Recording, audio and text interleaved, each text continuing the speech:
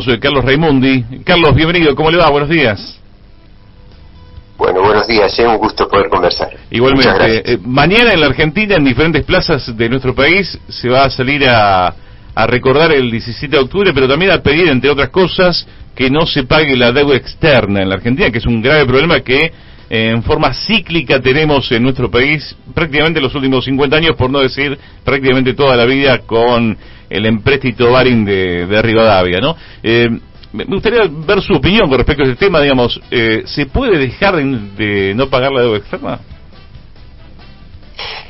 Bueno, la verdad que como consigna, como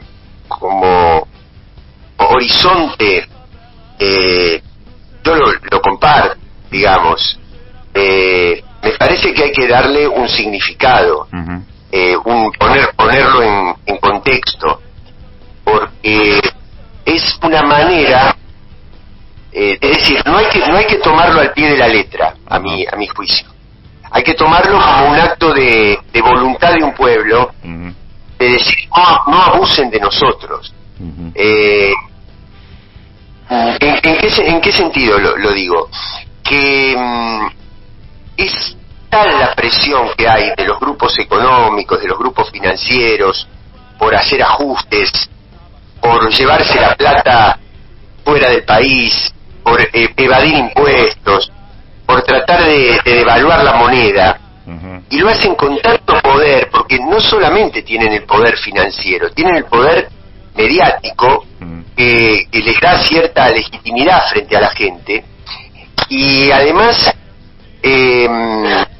sataniza, demoniza a los dirigentes y a las líderes políticas que tratan de resistir a esa política. Es decir, ya enseguida te contesto la conclusión, pero voy a lo siguiente. Se acaba de caer la causa del memorándum con Irán. Se acaba de caer la causa de los cuadernos y de la obra pública y de los sobreprecios en la obra pública, porque el quien había testificado, el expresidente de la Cámara de la Construcción, Cherniak, acaba de desmentir todo lo que le había dicho a Majul.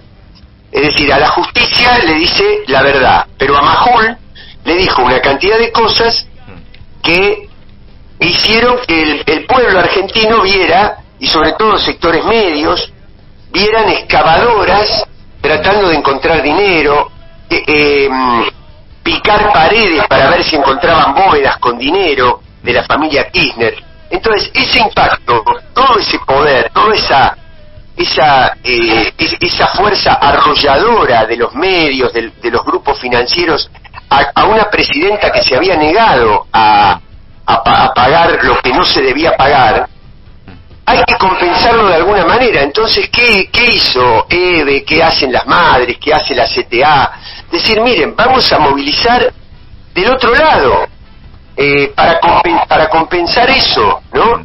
Entonces, me parece bien. Ahora, lo que es cierto es que hay una deuda contraída y hay que hacer algún acuerdo con los acreedores, porque si la Argentina no logra un acuerdo digno, sube la tasa de riesgo, no le prestan dinero a los empresarios, sube la tasa de interés, es decir, una cantidad de cuestiones que también serían perjudiciales para la economía. Entonces, lo que hay que hacer es contrarrestar todo aquel poder tremendo con un poder popular que se manifieste en las calles y que de alguna manera encauce una negociación digna para no pagar sobre un ajuste social, sobre el hambre, sobre la falta de escuelas y todas esas cosas. Ese creo que es el sentido de la consigna de la movilización de mañana. Bien, buscar un acuerdo digno.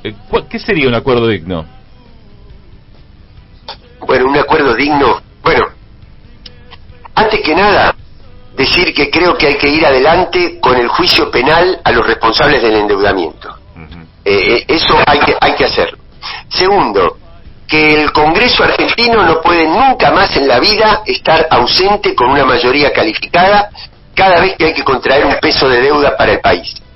Segundo. Tercero, un acuerdo digno, es decir, miren, señores, ustedes le prestaron a una Argentina que sabían perfectamente que no les podía pagar.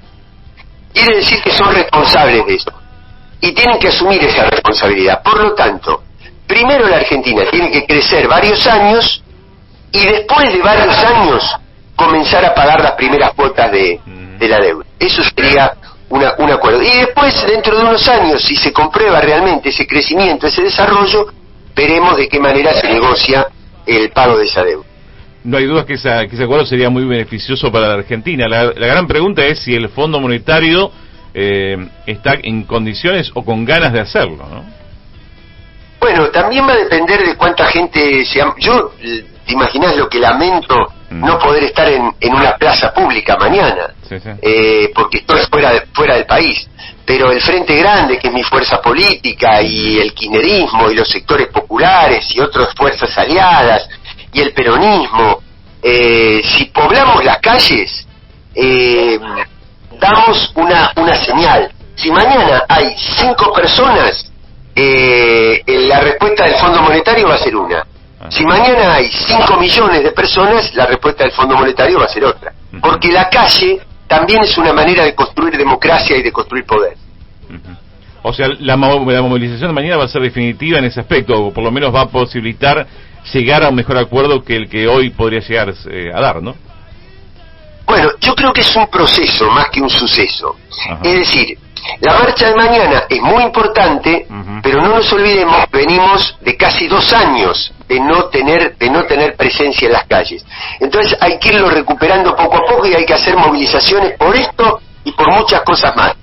Y reconstruir ese poder popular, esa capacidad de expresarse el pueblo organizado, que estuvo como amordazado durante todo el tiempo de la pandemia. ¿Cómo ha visto hasta ahora, Carlos, la negociación de Guzmán, la postura del gobierno argentino con respecto a la deuda?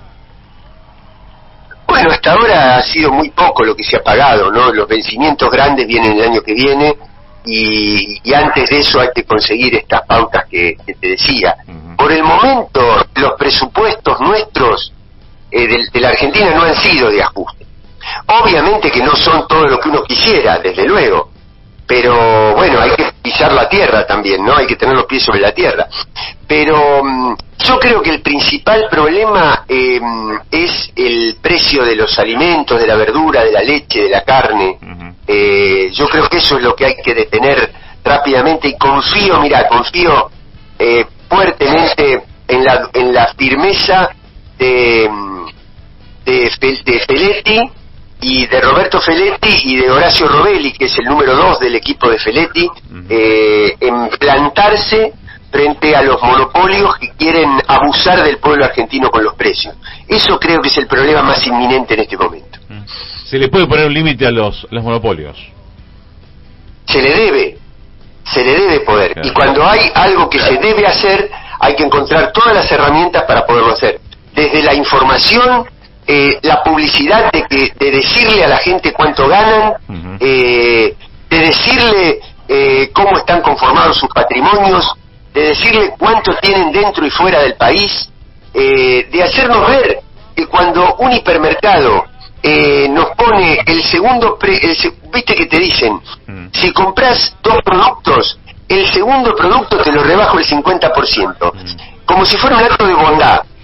Ahora, si a mí en el segundo producto me pueden rebajar el 50%, la pregunta es ¿cuánto ganaron en el primero? Claro. Bueno, entonces, tener un pueblo informado, lo mismo que el etiquetado y tantas otras cosas, y los márgenes de ganancia, saber cuánto ganan, saber cuánto gana la envasadora de los productos lácteos cuando el tambero gana un poquito y el precio en la góndola está 60 veces más. Bueno, ¿quién se quedó con lo que hay en el medio? Bueno, todo eso forma parte de toda una campaña para que el pueblo sea el primero en reclamar por sus derechos y en darse cuenta de cómo se abusan en la formación de los precios. ¿Ve una sociedad argentina ávida de querer conocer todo esto? Mira, yo te diría es algo más rudimentario. Es decir, uno no le puede pedir a una persona que trabaja 8 o 10 horas por día, que tiene que apiñarse en un medio de transporte para ir a trabajar, que ve que no le alcanza y todo eso, que intelectualice demasiado estas cosas. La gente lo que quiere es comer, tratar de no estar tan apretado, tratar de cuando vuelve del almacén no enojarse con los precios. No sé si lo intelectualiza a este nivel que lo estamos hablando en esta entrevista. Lo que quiere es algo más simple, y es deber nuestro, de la dirigencia, de quien lidera la política y la conducción del Estado, darle esas cosas simples que mejoran la vida cotidiana de nuestro pueblo, ¿no? ¿Cómo va el camino al 14 de noviembre? Porque se ha hablado mucho sobre eso, sobre los cambios que hizo la gestión de Alberto Fernández para estar en consonancia con lo que en principio podría haber estado reclamando el voto negativo ante el gobierno en el 12 de septiembre. ¿Cómo lo ve? Mira, te soy sincero, a mí me resulta difícil hablar mucho de esto porque yo no estoy en la Argentina. Estuve unos días por razones de salud de mi mamá, pero me tuve que venir de nuevo. Entonces yo no quiero decirte algo que no condice con lo que ustedes que están allí en Argentina ven todos los días. Lo que sí yo te puedo decir desde aquí es que tenemos que ser muy fieles a lo que el pueblo votó en 2019. El pueblo, cuando el presidente le decía entre los bancos y los jubilados, yo estoy con los jubilados. Bueno, hay que seguir estando con los jubilados y no con los bancos. No hay que gobernar para la tapa de los diarios, como decía Cristina. Hay dos modelos de país muy claros y hay que ser muy contundentes en la defensa del modelo nacional y popular y no coquetear con los factores de poder. Y si hacemos todo eso y se nota claramente y se es fiel al compromiso y al mandato que se asumió con el pueblo, creo que el pueblo va a responder. No sé ahora el 14 de noviembre si en la medida que todos quisiéramos, pero hay que cuidar igual la unidad del frente de todos, hay que cuidar al gobierno porque no porque estemos de acuerdo en todo, pero porque cualquier cosa que pueda venir como alternativa a este gobierno sería infinitamente peor. Yo lo estoy viendo en el resto de América Latina, por eso creo que hay que cuidar mucho lo que conseguimos en la Argentina. Pero también, cuando digo cuidarlo, no es solamente defender la unidad por la unidad, sino la unidad con el contenido con el que nosotros nos comprometimos frente al pueblo. Carlos.